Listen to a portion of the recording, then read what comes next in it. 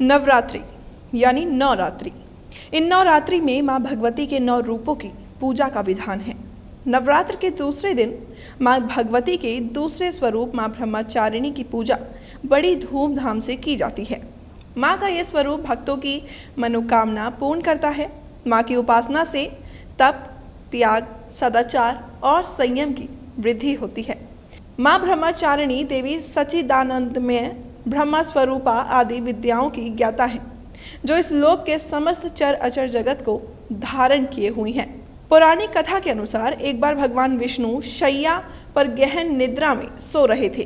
तभी भगवान विष्णु के कानों से थोड़ा सा मैल गिरा।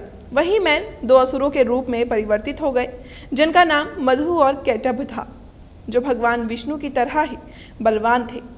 भगवान विष्णु को निद्रा में देखकर मधु और कैटभ ने ब्रह्मा जी को मारने की कोशिश की।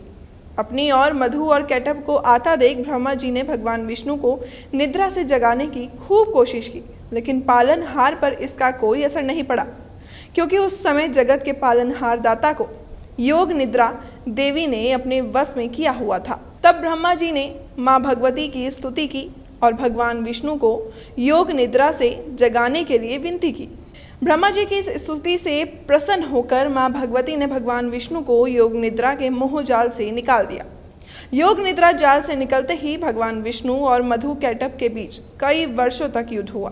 कई वर्षों के युद्ध के बाद भगवान विष्णु से मधु कैटभ ने कहा, प्रभु आप हमारी तरह बलवान हैं, तो युद्ध में जीत और हार का फैसला नहीं हो सकता, इसलिए आप हमसे कोई एक वर मांगिए।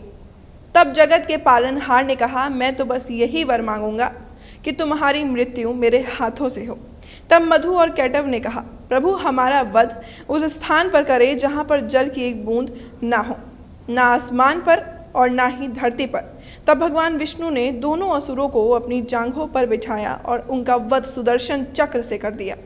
मधु कैटभ के मारे जाने के बाद भगवान विष्णु ने कहा, इस सृष्टि पर जब भी कोई विपत्ति आएगी तो माँ भगवती की स्तुति करने से उस विपत्ति का नाश होगा। फूल भी ना मांगती, प्यार भी ना मांगती। जी हाँ, माँ अपने भक्तों से कोई चढ़ावा भी नहीं मांगती, फिर भी भक्त माँ के चरणों में कुछ ना कुछ चढ़ावा चढ़ा देते हैं। फिर भी माँ अपने बच्चों को वो सब कुछ देने को सदा तैयार रहती है जिसकी भक्त माँ से कामना करते हैं। माँ के प्रति भक्तों की आस्था किसी भी स्वरूप से कम नहीं है। तभी तो नवरात्र के मौके पर जगह जगह पर माता रानी की चौकी सजाई जा रही है। इसके साथ ही माता रानी के जागरण का आयोजन भी किया जा रहा है। भक्तगण सुबह से ही मंदिरों में जाकर माता की स्तुति कर रहे हैं। ऐसी मान्यता है कि माँ जरा सी भक्ति से प्रसन्न हो जाती हैं, इसलिए जहाँ देखो वहाँ बस मैया की लाल चुनरी। माता रानी के सभी भक्तों ने आज भगवती माँ के दूसरे स्वरूप ब्रह्मचारिणी के महत्व के बारे में जाना है। Team local vocal.